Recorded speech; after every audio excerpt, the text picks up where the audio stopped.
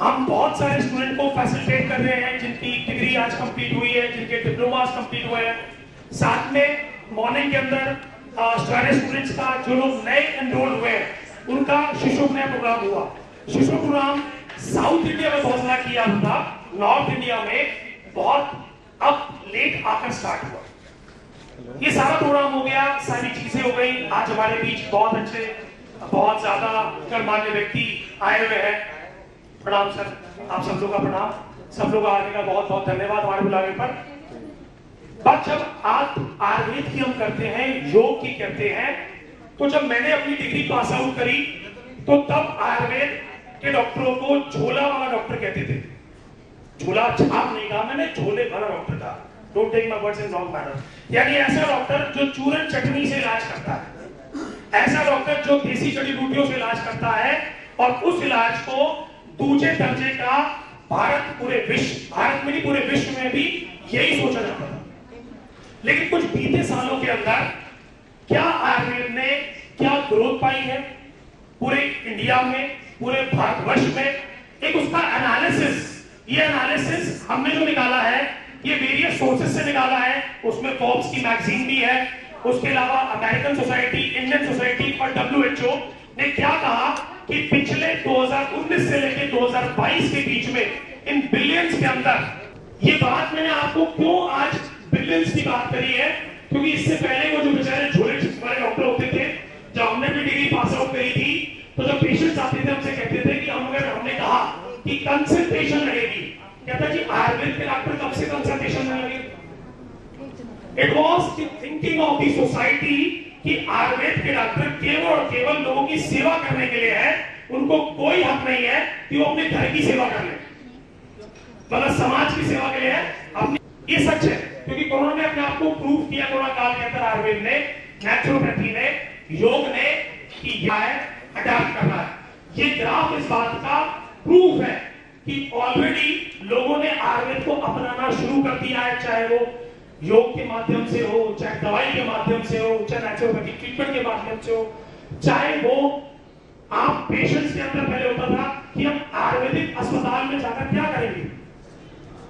Patients के mind और mentality केवल और केवल इतनी थी कि हम वहां जाएंगे, हमें वहां पर एडमिट कराया जाएगा, ना तो वहां आईवी का इंजेक्शन लगेगा, ना वहां पर कोई ब्लड टेस्ट होंगे, तो अस्पताल के डॉक्टर क्या करेंगे।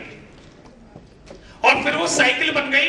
वो कैसी साइकिल बन गई, जब आपके दर्द हो फिर से जाके अस्पताल जाओ, फिर से इंजेक्शन लगवाओ, फिर से जाके वही ट्रीटमेंट कराओ जो आप कराते आ रहे हैं।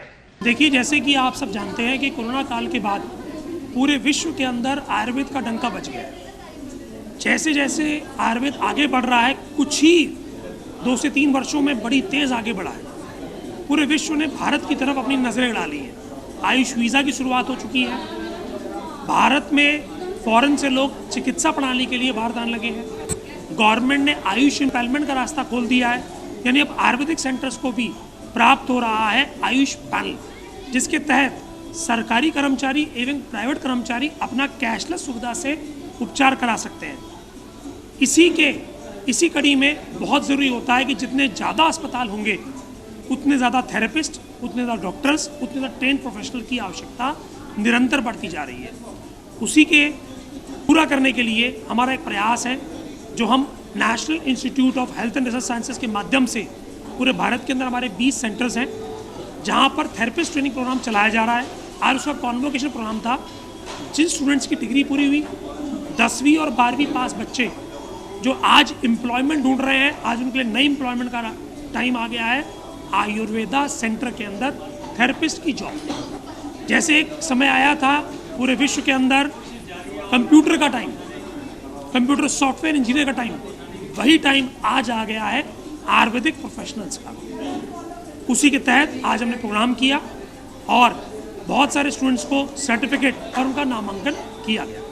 किसी ने भी ये ग्राउंड रियलिटी से नहीं बताया कि इसका इलाज क्या है। यानी आप एलोपैथिक अस्पताल में अगर जाते हैं, मैं किसी की बुराई नहीं कर रहा हूं, एक कंपैरिजन कर रहा हूं कि एलोपैथिक अस्पताल में जाते हैं, they are very good, very fine at management, but नॉन कर लेता है और उसको लगता है दिल्ली उसके सामने से भाग गई। और जैसे आप बोलता है बिल्ली फिर सामने खड़ी है और उसका क्या आउटकम आएगा इसके ऊपर लोगों ने सुनना और समझना दोनों ही बंद कर दिया। 28 तक ये 1824 बिलियन की मार्केट बन जाएगी।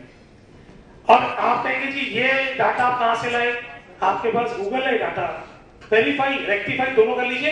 ये किसी भी इंसान ने अपनी तरफ से प्रिज्यूम या अज्यूम नहीं किया, ये एनालिसिस रिपोर्ट है। जिस प्रकार ग्रोथ हो रही है, जैसे हम कहते हैं कि 2030 तक इंडिया, जैसे मोदी जी आज हमारे देश के प्रधानमंत्री अपने हर वक्तव्य में कहते हैं कि भारत तीसरी सबसे बड़ी अर्थव्यवस्था होगी 2030 तक। उसी प्रकार एनालिसिस रिपोर्ट कहती है 1824 बिलियन 2028 तक आयुर्वेदा की मार्केट डेवलप हो जाएगी, प्रोडक्ट्स की मार्केट।